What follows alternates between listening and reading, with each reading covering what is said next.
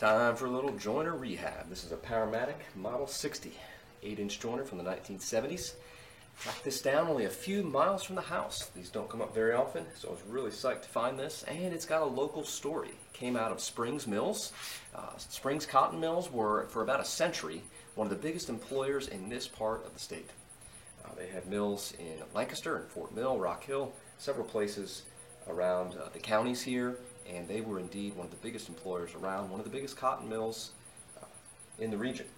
So this came out of that shop, so it's definitely got some nostalgic value and definitely interesting story being so close to the house. I live about 10 minutes from where that mill originally was, and so that this came out of that shop is pretty cool. So we're going to clean it up, see what we got here. Not going to do a full resto on this, don't think it needs it.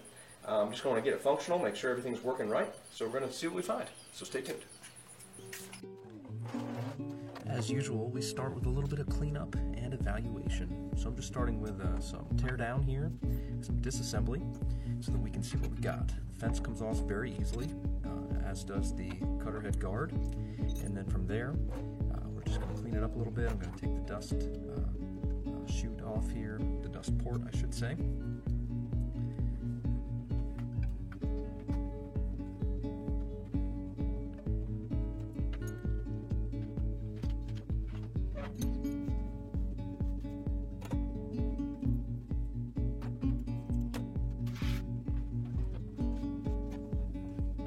Cover off at the back here, and then the belt guard just with one simple bolt. Pretty simple disassembly here, and then the stand is connected to the joiner just by 3 bolts.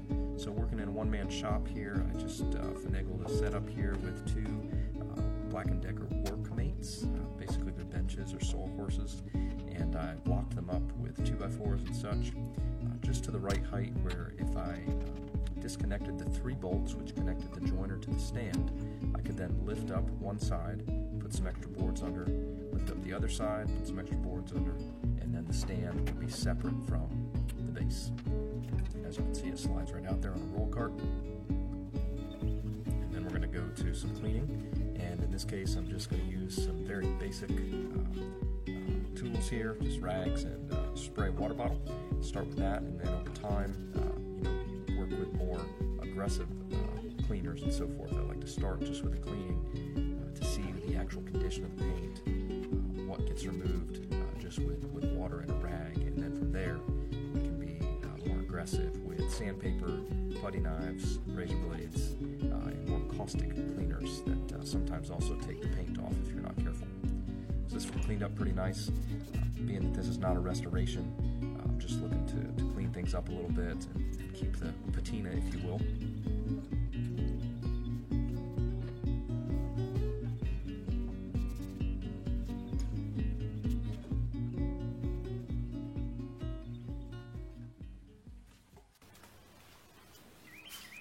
Okay, so this little cleanup's going just fine on this Powermatic joiner.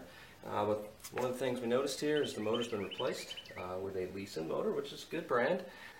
This is an open drip-proof motor, an ODP motor. It originally would have been spec'd for a TEFC, totally enclosed fan-cooled motor. And also the RPMs on this are 1725. The original would have been 3450 or 3600. I looked in one of my old catalogs, and that's what it would have been spec'd at. RPMs are wrong. So, 2 options: change the motor or change the pulley size. In this case, I'm just going to see what pulley size we'd need to get the RPMs of the cutter head up to the right speed.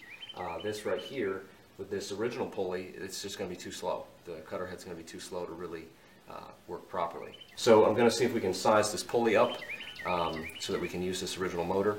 And then also I'm going to close off any of these openings for where the dust chute is. That way this won't hopefully get all that dusty in here, and maybe this ODP motor will work fine. I'm just going to see how it works for as long as we can. So that's the plan. Upsize the pulley to get the RPMs on the cutter head to be proper, and then close off any little openings and enclosures or things that aren't enclosed.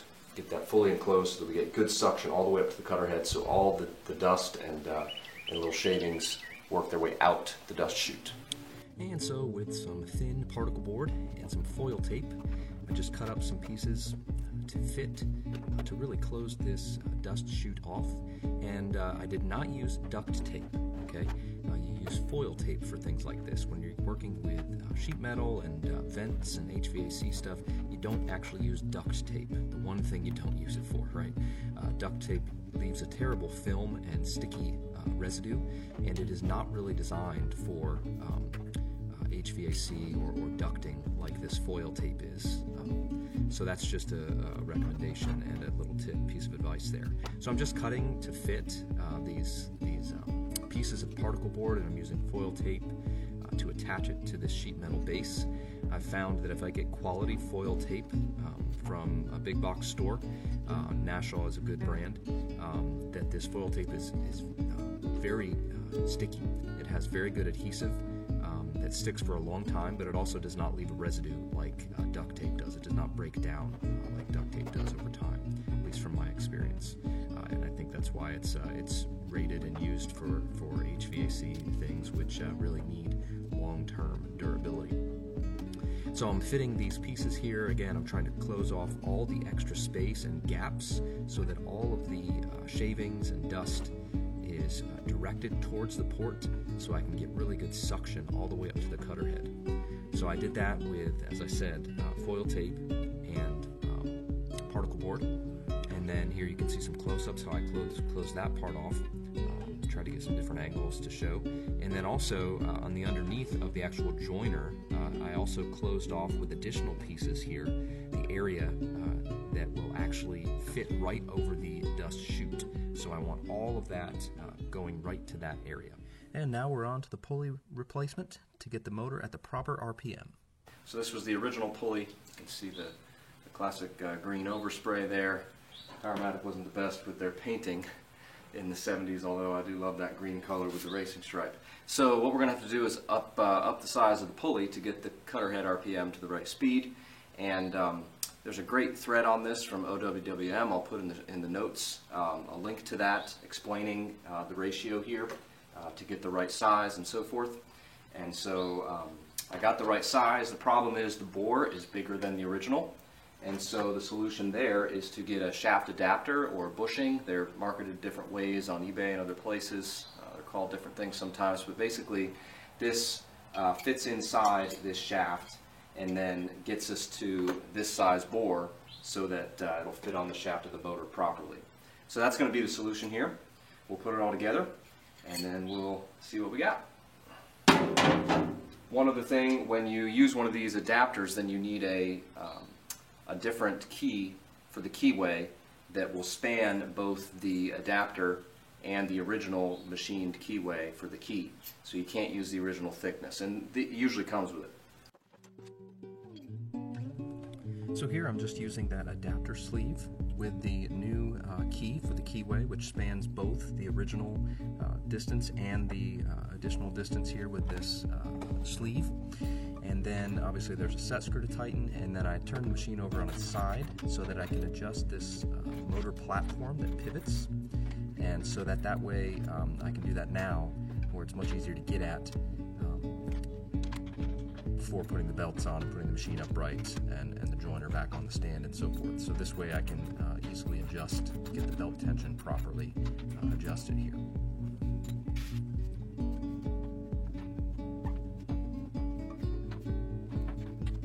Now we're going to put it upright, put it back underneath the joiner, and we'll remarry these two pieces here.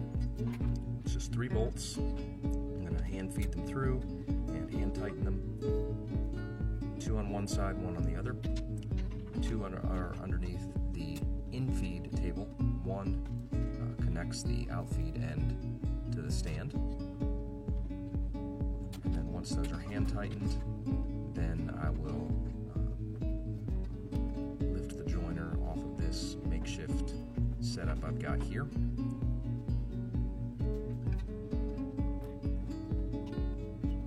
putting it on this dolly, this rolling cart, is definitely the way to go here. Okay, so after quite a bit of finagling, we've got the motor and everything all set up with the belts. I ended up blocking the motor up here because I didn't want to have to get new belts that were longer. Obviously with a bigger pulley you need longer belts, and so I blocked up the motor and adjusted this platform here. It sort of pivots with some bolts, and got everything adjusted the way I needed to. It was a little bit harder to get the belts adjusted right to fit through this opening, because now it's wider. The belts expand further down here, so they just fit in this opening. I had to adjust things a little bit back and forth. So it's all set up. We'll fire it up here and give a little test.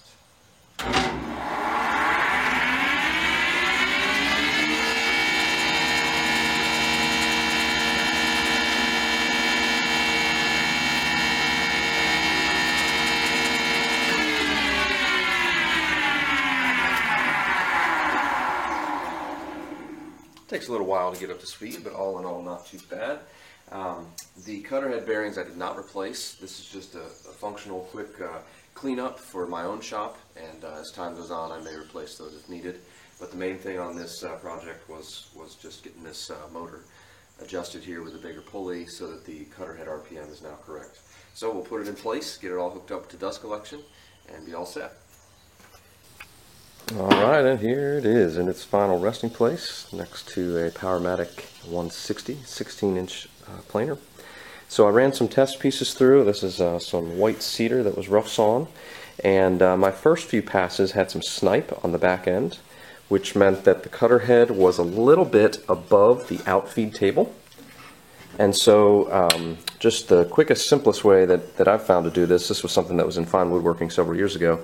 You take a board that you know is flat and square and everything, properly jointed, and then you put it over the cutter head and see how much it lifts the piece of wood off this table, and then you slowly elevate this outfeed table up until you no longer see any gap here. And so I tested that all the way across here, and then got it to be perfectly in line with that outfeed table. And then the snipe went away on my next passes on this. I did an edge joining pass as well, and everything's set to 90 degrees just perfectly. I checked with a little machinist square. So all in all, looks pretty good. Like I said, I did not change the cutter head bearings or the knives. Those will be some future projects. Just wanted to get up and functional for now and into its final home. As I mentioned when I started this project, this one sort of has a sentimental value as well, coming from Springs Industries, a local mill, one of the biggest cotton mills in America for quite some time. So there it is. And so another classic machine is complete, at least for now. It's cleaned up and functioning. Over time, I'll probably take care of those cutter head bearings and maybe some other things as needed. I did add a stripe to the cutter head guard. I taped off those little raised areas and then painted them white to add into that classic green and pinstripe racing stripe look. There you can see I also took care of the cast iron tabletops, got those all de-rusted with a combination of angle grinder with a soft abrasive pad and dry sanding and wet sanding. I will say the joiner is working well in its home next to a classic Powermatic 160 joiner, although it does bog down somewhat, and I think here perhaps the 725 RPM motor with the upsized pulley isn't just quite accomplishing what I had hoped. It does work fine, but you do have to slow down your in-feed rate more than I was hoping, so just that's a heads up for you to keep in mind. Great joiner, but perhaps this motor and pulley setup doesn't quite accomplish what the original setup would have. But other than that, great machine. Looking forward to using it. Hopefully something in the video is helpful for you, and if there's anything I can do, let me know. If I can do it, you can do it. Hey, thanks for watching. Hope the video has been helpful for you. Feel free to subscribe using the subscribe link. And if you've benefited from the channel and enjoy what you see here, consider donating by using the PayPal link that's on my banner picture on my YouTube channel homepage. I put out a video per week. Hope they're helpful. Anything else I can do, contact me. Thanks a lot.